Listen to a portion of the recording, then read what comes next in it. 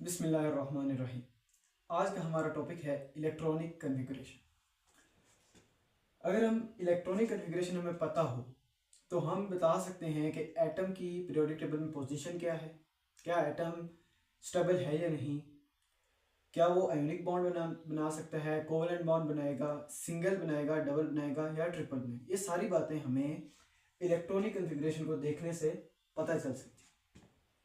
Start करते हैं, लेकिन स्टार्ट करने से पहले थोड़ा सा एटम का स्ट्रक्चर को देख लेते हैं। एटम में बेसिकली तीन चीज़ें हैं, प्रोटॉन, न्यूट्रॉन और इलेक्ट्रॉन। अब जो इलेक्ट्रॉनिक कन्फिगरेशन है ये असल में क्या है, हमने इलेक्ट्रॉन्स को इन शेल्स में रखना है। ये जो आपको ब्लैक में सर्कुलर पाथ्स नज़र आ रहे हैं इनको बेसिकली बोला जाता है शेल्स, और हमने इन्हीं में इलेक्ट्रॉन्स को रखना है। अब क्वेश्चन ये आता है कि रखना कैसे है। जैसे अगर आप देखें यहाँ पर, तो ये जो फर्स्ट सर्कल है, जो फर्स्ट शेल है, और ये देखें ये सेकंड शेल है। तो अब क्वेश्चन आता है कि फर्स्ट में कितने इलेक्ट्रॉन्स रखने हैं, सेकंड में कितने रखने हैं। इसी चीज़ को आज हम पढ़ने वाले हैं। अगर डेफिनेशन की बात की जाए तो कहता है अरेंजमेंट ऑफ इलेक्ट्रॉन्स। इलेक्ट्रॉन्स को अरेंज करना है किस में, इन सब शेल्स में। अब ये टर्म्स आ गई है सब शेल, इसको भी हम देखते हैं कि सब शेल आखिर क्या होते हैं। और तीसरी जो सबसे इंपॉर्टेंट बात है वो है इंक्रीजिंग एनर्जी ऑर्डर। आपने इलेक्ट्रॉन्स को रखना ऐसे है कि जिस सब शेल की एनर्जी सबसे कम उसे इलेक्ट्रॉन पहले देने हैं, फिर जिसकी एनर्जी ज्यादा फिर उसको इलेक्ट्रॉन देने हैं, और सो ऑन, इसी तरह से चलते जाए। तो स्टार्ट करते हैं शेल से कि शेल्स क्या होते हैं। शेल्स हमने देखे कि न्यूक्लियस के गिर्द ये जो सर्कुलर पाथ्स हैं जहाँ पे इलेक्ट्रॉन रिवॉल्व करें, इन्हीं को बेसिकली शेल्स कहा जाता है। एक शेल को रिप्रेजेंट किससे किया जाता है, याद रखिएगा, एक शेल को एन से रिप्रेजेंट किया जाता है। फॉर एग्जाम्पल हमारे पास जो फर्स्ट शेल होगा उस वक्त एन की वैल्यू 1 बन जाएगी। अगर सेकंड शेल की बात की जाए तो एन की वैल्यू 2। तो इस तरह एन की वैल्यूज भी हमारे पास बनती है। एन की वैल्यू 1 बन सकती है, एन की वैल्यू 2 बन सकती है, एन की वैल्यू 3 बन सकती है, और लास्ट में एन की वैल्यू 4 बन सकती है। ये एन की वैल्यूज हैं 1 2 3। अब इसी तरह शेल्स को नेम भी दिए गए। जैसे फर्स्ट शेल है तो फर्स्ट शेल का नाम रखा गया ये के शेल है, के। इसके बाद आता है के के बाद सेकंड शेल जिसको हमने एल बोल देते हैं। तो ये आपने याद रखने हैं इसी तरह से, के एल एम और एन। फर्स्ट का नाम के, सेकंड का नाम एल, थर्ड का नाम एम, और फोर्थ का नाम एन। तो ये हमने शेल्स, सबसे पहले हमने नंबर रखे, एन की वैल्यू 1 2 3 हो सकती है, और फिर हमने इनको नेम दिए। अब आते हैं हम सब शेल्स की तरफ। सब शेल्स असल में अगर हमने शेल की शेप बतानी है कि शेल की शेप कैसी होगी, हमेशा ये नहीं होता कि सर्कुलर ही हो, शेल की शेप डिफरेंट भी हो सकती है, लेकिन अभी हमने उस तरफ नहीं जाना। अभी हमने सिर्फ सब शेल को डिस्कस करना है इलेक्ट्रॉनिक कन्फिग्रेशन के लिहाज से। तो बेसिकली जो सब शेल्स हैं वो 4 हैं। कौन कौन से हैं, एस, पी, डी और एफ। हमारे पास 4 सब शेल हैं। एक बात याद रखनी है, एस पी डी एफ। और जो दूसरी बात आपने याद रखनी है कि आपने याद रखना है एस में कितने इलेक्ट्रॉन्स आ सकते हैं, पी में, डी में और एफ में। तो अगर मैं लिखूं एस में, याद रखना है आपने सिर्फ और सिर्फ 2 इलेक्ट्रॉन आ सकते हैं। पी की बात करूं तो पी में 6 इलेक्ट्रॉन आ सकते हैं। डी की बात करता हूं तो डी में 10 इलेक्ट्रॉन आ सकते हैं। एफ की बात करता हूं तो इसमें 14 इलेक्ट्रॉन आ सकते हैं। अब याद रखने का आसान तरीका क्या है, एस में याद रख ले 2 आते हैं, एस में आप याद रखने 2 इलेक्ट्रॉन आते हैं। अब आगे +4 करते जाएं, 2 + 4 6, 6 + 4 10, 10 + 4 14। तो ये इस तरह से आपने नाम भी याद रख लेंगे। अब एक छोटा सा टेबल बनाते हैं जहां पे हम सारे सब शेल्स को रखते हैं, और उसके बाद हम इनका एनर्जी ऑर्डर देखते हैं। हमने यहाँ पे पढ़ा है कि इंक्रीजिंग एनर्जी ऑर्डर। पहले हम एनर्जी ऑर्डर लिखेंगे, फिर हर एक में इलेक्ट्रॉन्स को फिल करेंगे। एक टेबल बना लेते हैं जिससे हमें एनर्जी ऑर्डर याद करना आसान होता है। देखिए n = 1। इस 1 का मतलब कि इसमें एक ही सब शेल आ सकता है, और वो कौन सा होगा, वो पहला होगा s। तो यहां पे मैं लिख देता हूं 1s। यहां पे देखिए n = 2। जब n = 2 की बात की जाए, इसका मतलब अब इसमें कितने सब शेल आ सकते हैं, इसमें 2 आ सकते हैं। कौन कौन से, S और P। तो यहाँ पे बन जाएगा 2S एंड 2P।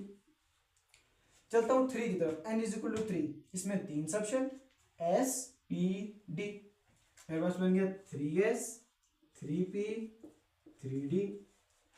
4 की बात करूं तो उसमें आ जाएगा 4S 4P 4D 4F। ये मैंने कैसे लिखा, n इज इक्वल टू 4, मुझे पता चल गया इसमें 4 सबशेल आ जाने। अब 4 कौन से आएंगे, S P D F, चारों आ गए। हमने सबसे पहले शेल्स देखे क्या होते हैं, फिर हमने सबशेल की बात की, और एक हमने इस तरह से इनको अरेंज की। अब आते हैं असली चीज, एनर्जी ऑर्डर की तरफ। एनर्जी ऑर्डर का सिंपल मीनिंग ये है, हमने ये कहना है कि इसकी एनर्जी सबसे कम, ठीक, फिर इसकी ज्यादा, फिर इसकी ज्यादा, फिर आ जाता है 3S 3P। लेकिन 3P के बाद 3D नहीं आता, 3D की बजाय क्या आ जाता है 4S आ जाता है, फिर आता है 3D, फिर आता है 4P, फिर 4D। इस तरह से हमने ऑर्डर याद रखना है, लेकिन ये एक याद रखना इस तरह से मुश्किल है। इसकी एक ट्रिक तो ये होती है, अक्सर टीचर्स बताते हैं कि आपने रखना है school school public school federal public school, लेकिन ये थोड़ी सी मुश्किल है। आसान ट्रिक की तरफ चलते हैं हम ये जो एनर्जी का ऑर्डर है इसको याद रखेंगे कटिंग से। अब कटिंग कैसे, हमने ना इनको यूं यूं कट करना है, क्रॉस कट, ये कट हमने इस तरह से कट करना है। जैसे मैं 1S सबसे पहले यार मैं इसको कट कर देता हूँ, 1S कट हुआ, इसको मैं यहाँ लिख दूंगा 1S, मतलब कि 1S की एनर्जी सबसे कम है। 1S के बाद कौन सा आ रहा है, ये देखें 1S के बाद आ रहा है 2S, तो मैं यहाँ पे लिख दूंगा 2S की एनर्जी ज्यादा है।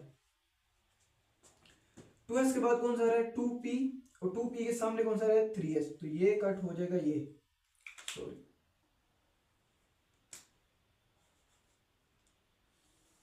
मतलब 2P पहले 3S बाद में, तो 2P आ जाएगा इधर, इसी के साथ आ जाएगा 3S। आगे चलता हूं, अब अगर मैं कट करूं तो मेरे पास आ रहा है 3P और उसी के साथ 4D, तो मतलब 3P आ जाएगा मेरे पास, और 3P से ज्यादा एनर्जी किसकी है 4S की। अच्छा अब मैंने कटिंग करनी है, अब कट करूंगा तो 3D और 4P, ये आ गया मेरे पास 3D और 4P, सॉरी 4P। हमने जो इलेक्ट्रॉनिक कन्फिग्रेशन सीखनी है वो फर्स्ट 20 एलिमेंट्स की सीखनी है, और फर्स्ट 20 एलिमेंट्स के लिए हमारे पास यहाँ तक इनफ है, इससे ज़्यादा हमें नहीं चाहिए। एक बार मैं इस कटिंग को रिवाइज कर देता हूँ। सबसे पहले हमने टेबल बनाया जहाँ पे हमने सबसे सारे सबशेल्स को रखा, फिर हमने कटिंग की, और याद रखें लाइन हमने यूं लगाई। अगर इस लाइन को आप यूं लगा दें, यूं, या आप इस लाइन को यूं लगा दें, ये सारे रॉन्ग मेथड्स हैं। बिल्कुल भी आपने लाइन इस तरह से नहीं लगानी, ना इस तरह से लगानी, जो करेक्ट है वो ये है।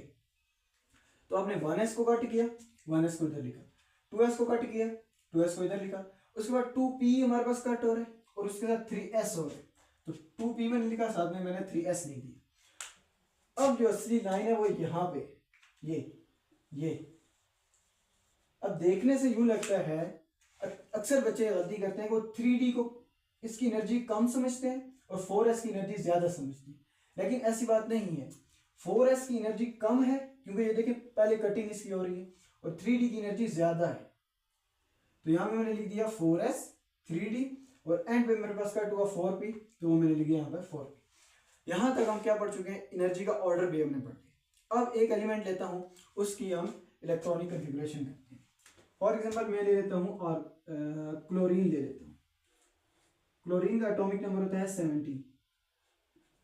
अब एटॉमिक नंबर 17 मतलब नंबर ऑफ प्रोटॉन 17 और number of proton always equal to number of electron. ये बातें मैंने पहले डिस्कस की हुई। हमें पता चल गया इसमें कितने इलेक्ट्रॉन है, 17 है। इन सब शेल्स में हमने इसको रखना है।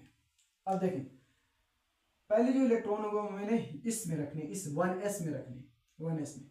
अब बताएं 1s में कितने इलेक्ट्रॉन आ सकते हैं, s में 2 आ सकते हैं। ये देखें s इज इक्वल टू 2, इधर मैंने 2 इलेक्ट्रॉन रख दिए। आगे चलता हूँ 2s, फिर s आ गया तो s में फिर 2 आ सकते हैं। अभी मेरे पास इलेक्ट्रॉन बचे हुए हैं, फिर मेरे p की बारी आ गई। अब p में कितने आ सकते हैं, 6 आ सकते हैं, तो मैं यहाँ पे 6 लिख दूँ। अब 1s2 2s2 2p6 कितने हो गए, 6 + 2 8 8 + 2 10, अभी कितने रह गए? 7 और रह जाते। फिर आ गया मेरे पास 3s, तो यहाँ पे फिर 2 आ जाएंगे। अब रह गए मेरे पास 5 रह गए, तो वो मिल जाएंगे 3p को। तो ये इलेक्ट्रॉन अब गिन लें, अगर 2 + 2 4, 6 10, 2 12 और 5 17, तो यहाँ पर हमारे पास क्लोरीन की इलेक्ट्रॉनिक कॉन्फ़िगरेशन कंप्लीट हुई। अब आपने लिखनी इसको कैसे? आपने यू लिख देना है 1s2 2s2 2p6 3s2 3p5, ये है आपके पास इलेक्ट्रॉनिक कॉन्फ़िगरेशन ऑफ क्लोरीन। तो यहाँ पे हमारा ये टॉपिक एंड हुआ। आई होप ये टॉपिक आपको समझ आया होगा। अगर कोई भी चीज़ आपको समझ नहीं आई हो तो आप कमेंट में ज़रूर बताइएगा। और अगर वाकई आपको इस वीडियो में कुछ देखने को मिला, कुछ सीखने को मिला, तो वीडियो को लाइक ज़रूर कीजिएगा और इसे अपने दोस्तों के साथ शेयर ज़रूर कीजिए। अल्लाह हाफिज़।